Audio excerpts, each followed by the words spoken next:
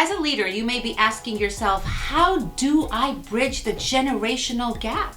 How do I handle the millennials and the Gen Zs that are coming into the workforce? And if you're a millennial or a Gen Z, you may be asking yourself, how do I handle the people that are the older generations in the workforce? How do we make it work? How do we bridge it?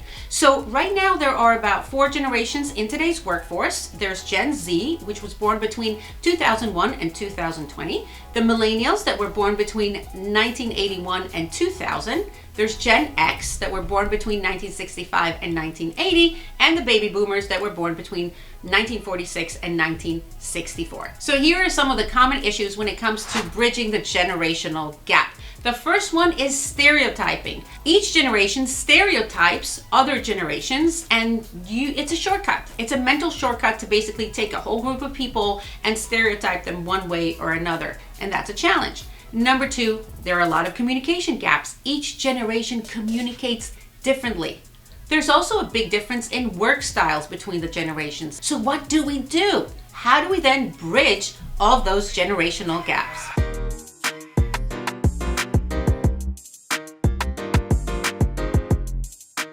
So here are 3 C's for you for bridging the generational gap. The first one is coaching. So coaching is the approach that the older generation should take when it comes to Gen Z and millennials, because actually Gen Z and millennials do not want a boss, they want a coach.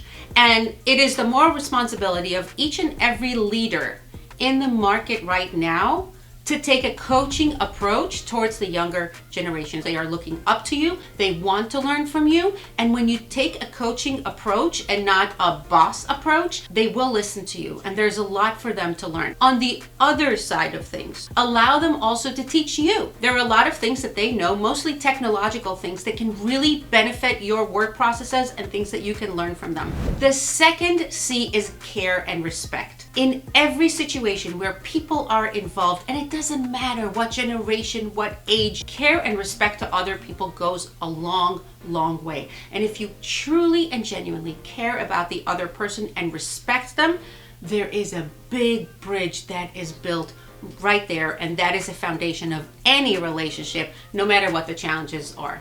The third C is communication, and you have to make communication a priority. Sometimes life gets in the way and everybody gets super busy, and it's hard to find the time to be curious about the other person and take the time to spell things out in your communication with them and to truly listen to them.